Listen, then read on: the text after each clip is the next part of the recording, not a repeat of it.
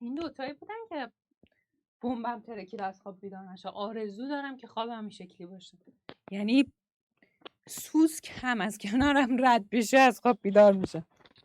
چرا مگه شما انیمیشن نمیبینید؟ من الان از شما هم خیلی بزرگترم، هنوز باب اسفنجی هم میبینم. هممون دل داریم دیگه. خوش بالت ساجده. من امروز صبح ساعت 5:30 مادر پدرم داشتم رفتن یه سفری، باورتون نمیشه با کوچیک‌ترین صدایی که اصلا میفهمم یه نفر تو خونه بیدار شد و این خب خیلی بده دیگه، اصلا نمیتونم درست استراحت کنم. آره باب اسفنجی میاریم، از کارگاه دیگه میخوایم این شکلی بریم جا.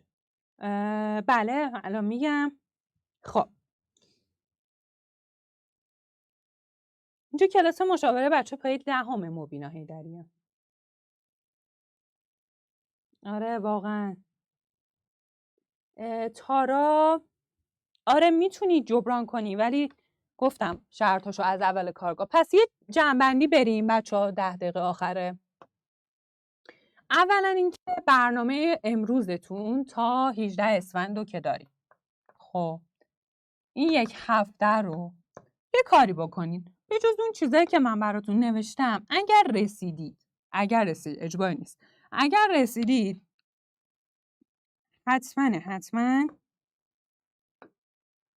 تست بیشتر ازش حل کنید. خب تعداد تستتون رو ببر بالا. تست هم تست زماندار باشه، چون میخوایم دیگه بعدش آزمون سنجشی کار بکنیم. تا 18 اسفند برنامه رو بهتر کنید، یعنی دیگه اصلا باکس مونده نداشته باشه. از 18 اسفند به بعد هم برنامه جمع‌بندی تا 13 فروردین رو میبریم جلو. یک مؤسسه رو انتخاب کنید اگر آزمون نمیدید برای آزمون‌های سنجشی که قراره بزنیم. اوکی؟ کارهایی که باید انجام بدید رو بهتون بگم. یه کار دیگه که بچه‌ها انجام بدین، یادتونه قبل دی نقاط ضعف و قوت رو با هم دیگه رفتیم جلو؟ میخوام برام در بیاری اون نقطه ضعفایی که قبل دی، یعنی تو آذر ماه داشتیم و حالا بچه‌ای که بودید، آیا تبدیل شده به نقطه پایدار؟ یا آیا تبدیل شده به نقطه قوت؟ یا نه هنوز همون نقطه ضعف باقی مونده؟ چرا اینو میخوایم بدونیم؟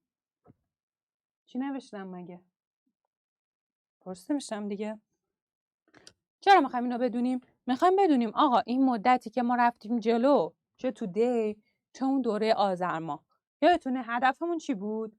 هدفمون این بود که نقاط ضعف بشه پایدار. اوکی؟ نقطه ضعف چه درسایی بود بچه بگید تو چت؟